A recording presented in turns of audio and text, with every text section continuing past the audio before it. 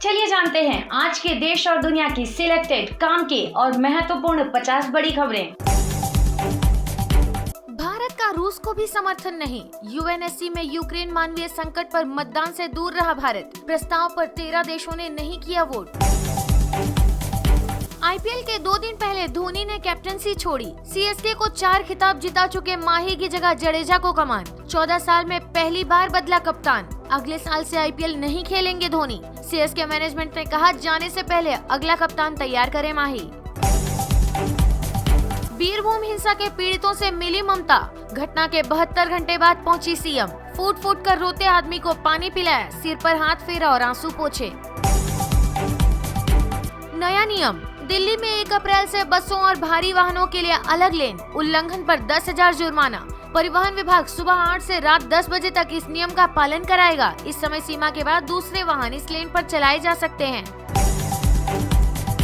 Petrol diesel के बाद PNG और सीएनजी के बढ़े दाम। दिल्ली में सीएनजी 1 रुपया और पीएनजी 50 पैसे हुआ महंगा। इमरान का दावा, पाकिस्तान के पीएम बोले किसी भी कीमत पर इस्तीफा नहीं दूंगा, मेरे पास तुरुप का इक्का, दुनिया हैरान रह जाएगी।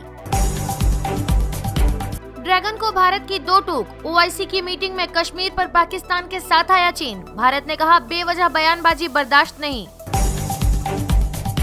ईपीएफओ सब्सक्राइबर के लिए जरूरी खबर, जल्दी से निपटाएं ये काम, होगा 7 लाख का फायदा। ईपीएफओ ने अपने सब्सक्राइबर्स के लिए ई नॉमिनेशन अनिवार्य कर दिया है। ई नॉमिनेशन करने से अकाउंट होल्डर के परिवार को 7 लाख रुपए तक की सोशल सिक्योरिटी मिलती है।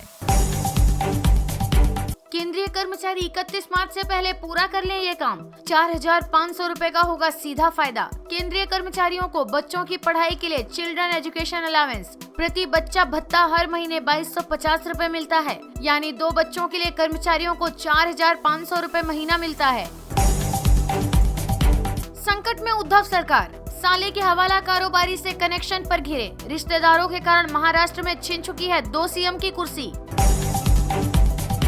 दुनिया में कोरोना से पाबंदियों में राहत के बाद यूरोप के 18 देशों में बढ़ा संक्रमण। डब्ल्यूएचओ ने चेताया ढील ला सकती है नई लहर। फिर बढ़ी कोरोना संक्रमितों की संख्या। बीते 24 घंटे में 67 लोगों की मौत। सक्रिय मामले 20,000 के पार। बीते 24 घंटों में कोरोना के 1938 मामले सामने आए हैं, जो कि कल की तुलना में लगभग 150 अधिक हैं। लोकल हुआ ग्लोबल, $400 अरब का निर्यात कर भारत ने बनाया रिकॉर्ड। पीएम मोदी ने इस उपलब्धि को बताया मील का पत्थर।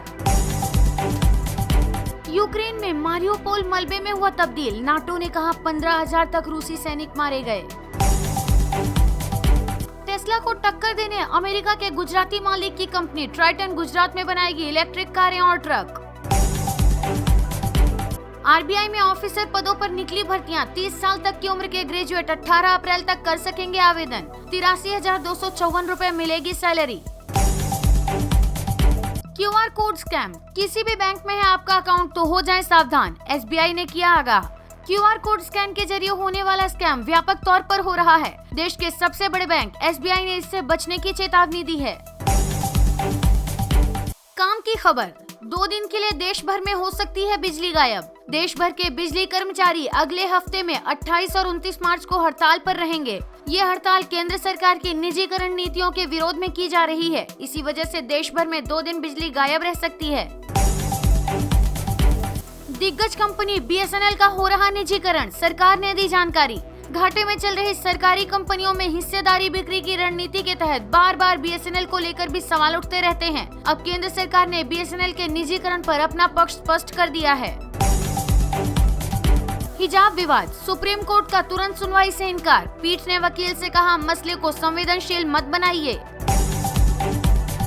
सोना फिर हुआ महंगा, चांदी की चमक भी बढ़ी। सोने की कीमत बढ़कर 51,870 रुपए प्रति 10 ग्राम पर पहुंच गई है। वहीं चांदी का भाव भी उछलकर 68,330 रुपए प्रति किलोग्राम पर पहुंच गया है। वीडियो पसंद आया हो तो लाइक, शेयर और सब्सक्राइब करना ना भूलें।